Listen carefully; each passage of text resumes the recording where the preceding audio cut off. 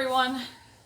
So Ina's taking a nap and I have a tricky bit to show you, so I wanted to go ahead and make a video while she was asleep. I have worked my sweater all the way to the point where I am actually ready to slide my sleeves off onto my holder, and in this case I'm going to use dental floss.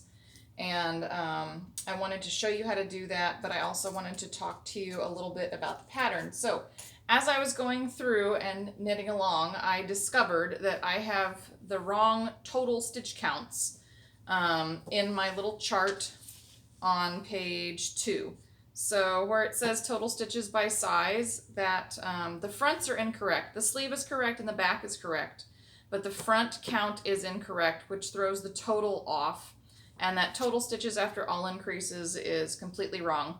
So ignore all of those numbers. If you bought a PDF copy, I went ahead and updated it on Ravelry, and then I sent out a new copy to a couple of people who had purchased through Black Sheep Fiber Emporium. So I made sure that there is now an updated copy available. I also noticed that I was a stitch off in my 36-inch chart, so I have fixed that. So the 36-inch chart is now correct, the written directions are correct, and I updated the numbers for the fronts and the totals. In addition, I decided it wasn't very clear when I was telling you how to make all of the neck increases in addition to doing all of the raglan increases. So those raglan increases are these yarn overs that are at each of those stitch marker points. And I went ahead and added a little language, because what you should be doing at the same time as you are making all of those raglan increases and working your little dab of lace on your sleeves is you need to be making those knit front and backs or purl front and backs, depending on which side you've chosen to use, along your neck edge. So if you're making your increases on the smooth knit side, make a knit front and back. If you're making them on the purl side, the bumpy side, do a purl front and back. Make sure that you do mark them all so that you know how many you have. I cannot recommend locking stitch markers enough. Stitch markers are really, really important when you're doing patterns like this. In addition to that, make sure that, for example, I'm doing the 36-inch size. So I needed to do an increase on that neck edge every 4th row 3 times, and then every 2nd row 11 times. So it was important that I marked all of that so that I had all of my increases. So here I've got all of my increases marked with my various locking stitch markers, although I didn't put the last 2 stitch markers in because I was done with my increases.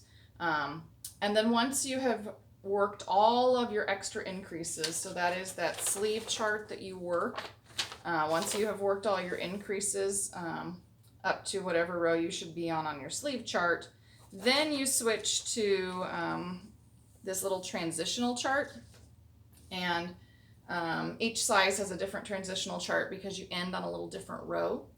And I've worked all the way through my transition chart, so now I am ready to take my stitches and put them on a holder. Oh, and I ran out of yarn right here, but I don't like to switch yarn on the edge of a garment, actually ever. If I can avoid changing my yarn at the end of a row, I do, because I think it looks really, really sloppy. There's something about when you are knitting and purling and you're working with your tension and you go to change that yarn at the edge of a work. If you're doing something like color work, you may not have an option, but if you do, I much prefer to bring the new yarn in at least partway down a row. This is an ideal spot for it. And I can just tighten this up. I could actually go ahead and work my ends in now if I wanted to, and you wouldn't see this. There's only going to be a little bit of thickness by the time I use my needle to sort of weave back and forth and follow my purl bumps. I much prefer to put that new yarn join in here. You could have done a spit splice or a Russian join here if you really wanted to, but this is typically what I do is I just leave my ends dangle. I'll go put them in.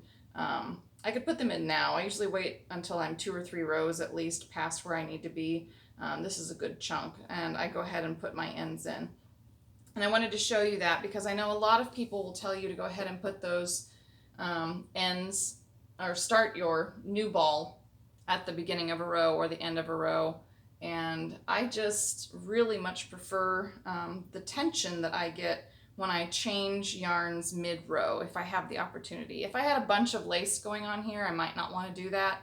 But because I have a nice little stockinette section where I happen to run out of yarn and need a new ball, this was the perfect spot for me. So I'm going to go ahead and just follow my directions because I need to knit to my first marker and then remove it. So, and I am a continental knitter, so you'll notice that I carry my yarn in my left hand, and that makes me reasonably fast. So once I get to my marker, I'm actually going to take my marker out. I know I've just told you how important all of the markers are, but now that we're to the body, we don't need those markers for the raglan increases anymore. So you can actually take them out, which is kind of exciting. And I am using some of my favorite stitch markers in this, which are just a very simple, small silver textured stitch marker that we actually sell at Black Sheep Fiber Emporium. So if you are looking for a good stitch marker, these little guys are perfect. They're inexpensive and they really stay put. Tina likes to say they don't jump the yarn over. I just like them because they're inexpensive, they're easy to find, and they're easy to work with, which is nice. So now that I have worked to my first marker, I removed my marker, and I need to slip all of my sleeve stitches onto a holder. So I am going to just pull out some dental floss, and I'm going to thread it on a tapestry needle, and I happen to be using one that has a bent tip, but you can use whatever you'd like. I would recommend a blunt tapestry needle for this because you don't want to accidentally pierce a stitch if you can help it. And all you're going to do is just go ahead and start threading that tapestry needle and your dental floss, and it smells so minty and nice, through all of those stitches for the sleeve. And you just keep going along. You can count if you want. I've already pre-counted all of my stitches to make sure that everything is fine. But you can count if you'd like as you go along. And I just kind of get to a point where there's several stitches on my needle, and then I just sort of pull them through. So we're going to move all of those stitches for our sleeve onto a holder.